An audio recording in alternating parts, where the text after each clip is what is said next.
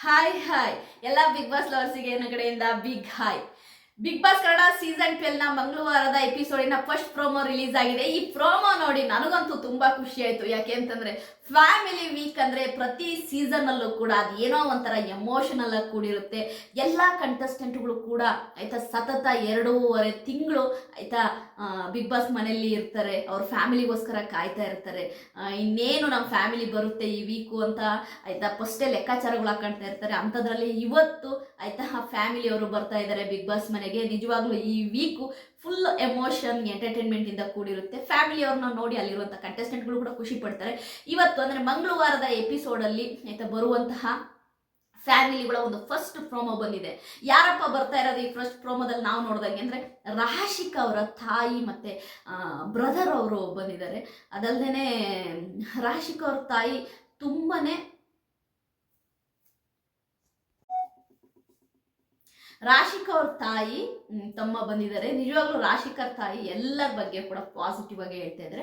ಮತ್ತು ಅವ್ರು ಇನ್ನೊಂದು ಮಾತು ಹೇಳಿದ್ರು ಆ ಪ್ರೋಮೋದಲ್ಲಿ, ನನಗೆ ಇಷ್ಟ ಆಗಿದೆ ಏನು ಗೊತ್ತಾ, ಯಾರು ಕೂಡ ಯಾರ ಹತ್ರ ಹೋಗಿ ನಮ್ಮ ಮಗಳಿಗೆ ಹಿಂಗಂದ್ರಿ ಹಂಗಂದ್ರಿ ಅಂತ ಕೇಳೋಕ್ಕಾಗಲ್ಲ, ಇದು ಪಾರ್ಟ್ ಆಫ್ ದಿ ಗೇಮು ಅಂತ ಅಂದರು. ಅದು ನನಗೆ ಖುಷಿ ಆಯಿತು. ಅಂದರೆ ಅದು ಪಾಸಿಟಿವ್ ಆಗಿ ತಗೊಂಡ್ರು.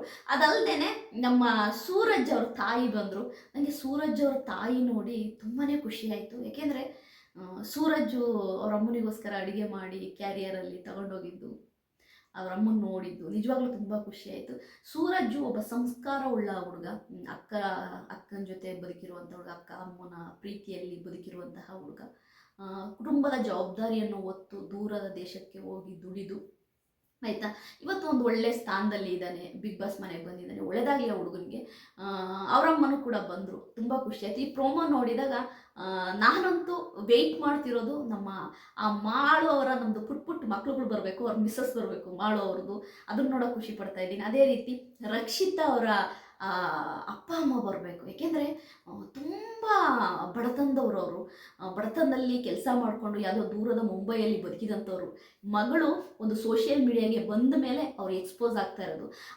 ಹಿಂಗೆ ಅಂತಂದರೆ ಅವ್ರನ್ನ ಯೂಟ್ಯೂಬಲ್ಲಿ ಅವ್ರು ಬಂದಿದ್ದೆ ತುಂಬ ಲೇಟಾಗಿ ಬಂದಿದ್ದವರು. ಮೊದಲೆಲ್ಲ ಬರ್ತಿರ್ಲಿಲ್ಲ, ಆಮೇಲೆ ಲೇಟಾಗಿ ಬಂದಿದ್ದವರು.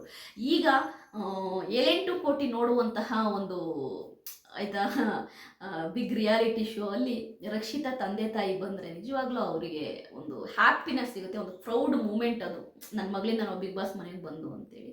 ಖಂಡಿತವಾಗ್ಲೂ ಮಾಳುವವ್ರ ಫ್ಯಾಮಿಲಿ, ರಕ್ಷಿತಾ ಅವ್ರ ಫ್ಯಾಮಿಲಿ, ರಘು ಅವ್ರ ಫ್ಯಾಮಿಲಿ, ಕಾವ್ಯ ಅವ್ರ ಫ್ಯಾಮಿಲಿ, ಸ್ಪಂದನ, ಗಿಲ್ಲಿ ಅವ್ರ ಫ್ಯಾಮಿಲಿ ಎಲ್ಲರೂ ಬರಲಿ, ಧ್ರುವಂತ್ ಅವ್ರ ಫ್ಯಾಮಿಲಿ ಎಲ್ಲರೂ ಬರಲಿ, ಅಶ್ವಿನಿ ಗೌಡ ಅವ್ರ ಮಗ ಬರಲಿ.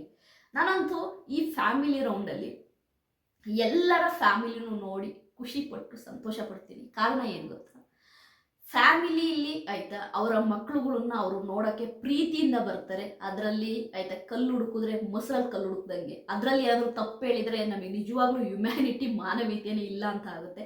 ಹಾಗಾಗಿ ಈ ಒಂದು ಏನು ಈ ಫ್ಯಾಮಿಲಿ ವೀಕ್ ಏನಿದೆ, ಈ ಫ್ಯಾಮಿಲಿ ವೀಕಲ್ಲಿ ಖಂಡಿತವಾಗ್ಲೂ ಎಲ್ಲರಿಗೂ ನನ್ನ ಸಪೋರ್ಟ್ ಇರುತ್ತೆ. ಎಲ್ಲರಿಗೂ ನನ್ನ ಕಡೆಯಿಂದ ನಿಜವಾಗ್ಲೂ ಅವರವರ ಫ್ಯಾಮಿಲಿಯವ್ರು ಬಂದು ಏನು ಹೇಳಿದ್ರು, ಏನು ಮಾತನಾಡಿದ್ರು ಅದೆಲ್ಲವನ್ನೂ ಕೂಡ ಹೇಳ್ತೀನಿ. ಯಾಕೆಂದರೆ ಇಲ್ಲಿ ಗೇಮಿಗಷ್ಟೇ ನಮ್ಮ ರಿವ್ಯೂ ಸೀಮಿತ. ಇನ್ನೊಂದು ತಿಳ್ಕೊಳ್ಳಿ, ಬಿಗ್ ಬಾಸ್ ಗೇಮಿಗಷ್ಟೇ ನಮ್ಮ ರಿವ್ಯೂ ಸೀಮಿತ. ಅದು ಬಿಟ್ಟು ಅವರ ಫ್ಯಾಮಿಲಿ ಬಗ್ಗೆ ಮಾತನಾಡೋದಾಗಲಿ, ಅವರ ಪರ್ಸನಲ್ ಬಗ್ಗೆ ಮಾತನಾಡೋದಾಗಲಿ ಅದು ನನ್ನ ಕೆಲಸ ಅಲ್ಲ. ಯಾಕೆಂದರೆ ನಾನು ಆ ಕ್ಯಾಟಗಿರಿ ಅಲ್ಲ. ಗೇಮ್ ಬಗ್ಗೆ ಮಾತ್ರ ಮಾತಾಡ್ತೀನಿ.